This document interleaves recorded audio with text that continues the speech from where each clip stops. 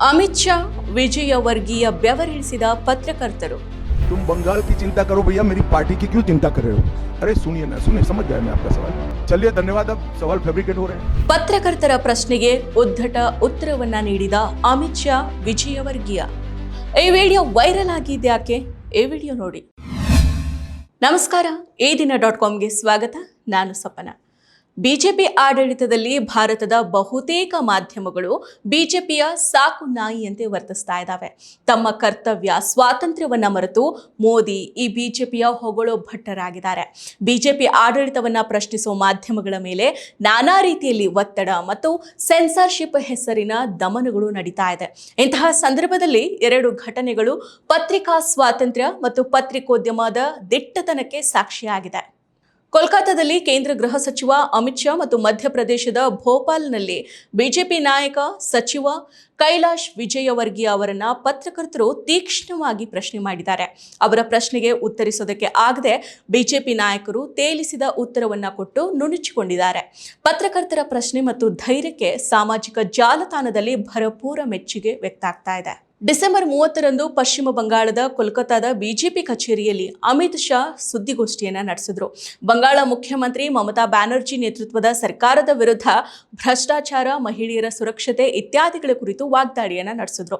ಇದೇ ಸಂದರ್ಭದಲ್ಲಿ ಪತ್ರಕರ್ತರೊಬ್ಬರು ಕೇಳಿದ ಪ್ರಶ್ನೆಗೆ ಅಮಿತ್ ಶಾ ಸಿಡಿಮಿಡಿಗೊಂಡ್ರು, ಸಾವರಿಸಿಕೊಂಡ್ರು, ಹಾರಿಕೆಯ ಉತ್ತರವನ್ನ ಕೊಟ್ಟು ಪಲಾಯನ ಮಾಡಿದ್ರು. तुम बंगाल की चिंता करो भैया, मेरी पार्टी की क्यों चिंता कर रहे हो? अरे सुनिए ना, सुनिए, समझ गया मैं आपका सवाल. चलिए धन्यवाद. अब सवाल फैब्रिकेट हो रहे हैं. जो सवाल आपने किया है उस पे प्रतिक्रिया ये मिलती है कि बीएसएफ तो केंद्र के अधीन है, आखिर ये विरोधाभास तुम कहाँ भाभी जी को याद करते थे? बीएसएफ जब तक फेंसिंग नहीं होती है तब तक बीएसएफ ಸುರಕ್ಷಾ नहीं कर सकते. ಅಮಿತ್ ಶಾಗೆ ಪತ್ರಕರ್ತರು ಒಬ್ಬರು ಕೇಳಿದ ಪ್ರಶ್ನೆ ಹೀಗಿತ್ತು: ಬಿಜೆಪಿಯಲ್ಲಿ ದೀರ್ಘಕಾಲದಿಂದನೂ ಒಂದು ಅನಧಿಕೃತ ನಿಯಮ ಇದೆ. 75 ವರ್ಷದ ನಂತರ ಹಿರಿಯ ನಾಯಕರನ್ನ ಸಕ್ರಿಯ ರಾಜಕಾರಣದಿಂದ ದೂರ ಇಡಲಾಗುತ್ತೆ. ಈ ನಿಯಮದಡಿ ಮುರಳಿ ಮನೋಹರ್ ಜೋಶಿ ಮತ್ತು ಲಾಲ್ ಕೃಷ್ಣ ಅಡ್ವಾಣಿ ಅವರಂತಹ ಹಿರಿಯರನ್ನ ಹೊರಗಿಡಲಾಗಿದೆ. ಹೀಗಿರುವಾಗ ನನ್ನ ಪ್ರಶ್ನೆ ಸರಳವಾಗಿದೆ. ಈ ನಿಯಮ ಪ್ರಧಾನಿ ನರೇಂದ್ರ ಮೋದಿ ಅವರಿಗೂ ಅನ್ವಯಿಸುತ್ತಾ? ಮೋದಿ ಅವರು ಈಗಾಗಲೇ 75 ವರ್ಷ ವಯಸ್ಸನ್ನ ಮೀರಿದ್ದಾರೆ.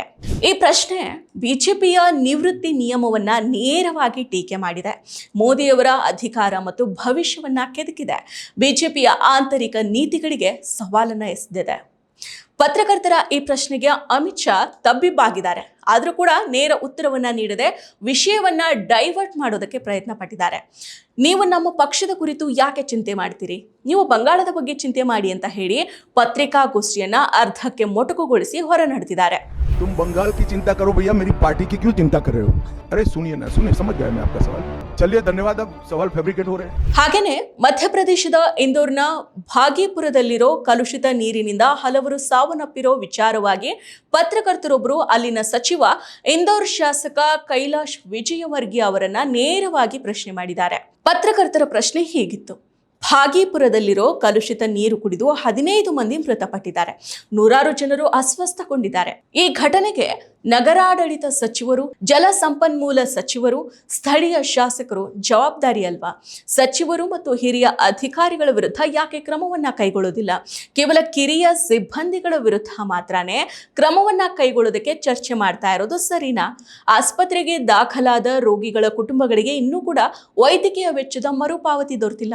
ಕುಟುಂಬಗಳು ವೈದ್ಯಕೀಯ ಬಿಲ್ಗಳನ್ನ ಹಿಡಿದು ಹಣಕ್ಕಾಗಿ ಪರದಾಡ್ತಾ ಇದ್ದಾವೆ ಅಂತ ಪ್ರಶ್ನೆ ಮಾಡಿದ್ರು.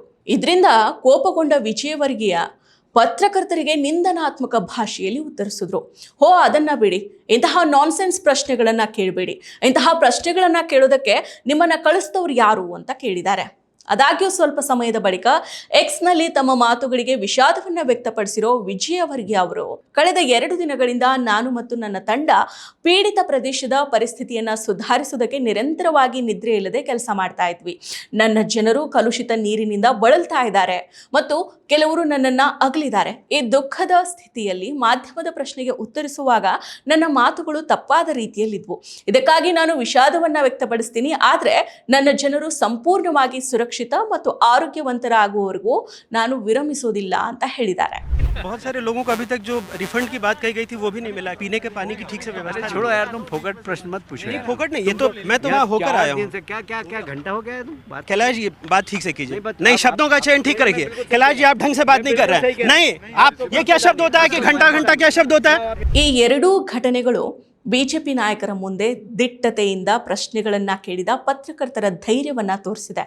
ಆದರೆ ನಾವು ಪ್ರಶ್ನಾತೀತರು, ತಮ್ಮನ್ನ ಯಾರೂ ಪ್ರಶ್ನೆ ಮಾಡಬಾರ್ದು ಅನ್ನೋ ಸರ್ವಾಧಿಕಾರಿ ಧೋರಣೆಯನ್ನ ಹೊಂದಿರೋ ಈ ಬಿಜೆಪಿ ನಾಯಕರು ಅಪಮಾನಕರವಾಗಿ ಉತ್ತರಿಸಿದ್ದಾರೆ. ಎರಡೂ ಘಟನೆಗಳ ವಿಡಿಯೋಗಳು ಸಾಮಾಜಿಕ ಮಾಧ್ಯಮದಲ್ಲಿ ವೈರಲ್ ಆಗಿದೆ. ರಿಪೋರ್ಟರ್ಸ್ ವಿಥೌಟ್ ಬಾರ್ಡರ್ಸ್ ವರದಿ ಪ್ರಕಾರ ಭಾರತದಲ್ಲಿ ಪತ್ರಿಕಾ ಸ್ವಾತಂತ್ರ್ಯದ ಸೂಚ್ಯಂಕ ತೀವ್ರವಾಗಿ ಕುಸಿದಿರೋ ಸಮಯದಲ್ಲಿ ಈ ಎರಡೂ ಘಟನೆಗಳಲ್ಲಿ ಪತ್ರಕರ್ತರ ನಡೆ ಮಾಧ್ಯಮ ಕ್ಷೇತ್ರದಲ್ಲಿ ಹೊಸ ಭರವಸೆಯನ್ನ ಮೂಡಿಸಿದೆ ಅಂತ ಶ್ಲಾಘಿಸಲಾಗ್ತಾ ಇದೆ. ಮತ್ತಷ್ಟು ವಿಶೇಷ ವಿಡಿಯೋಗಳನ್ನು ನೋಡಲು ಮತ್ತು ಹೊಸ ವಿಡಿಯೋಗಳ ಬಗ್ಗೆ ತಿಳಿಯಲು ಈ ದಿನ .com ಯೂಟ್ಯೂಬ್ ಚಾನೆಲ್ ಸಬ್ಸ್ಕ್ರೈಬ್ ಮಾಡಿ ಮತ್ತು ಬೆಲ್ ಐಕಾನ್ ಕ್ಲಿಕ್ ಮಾಡಿ.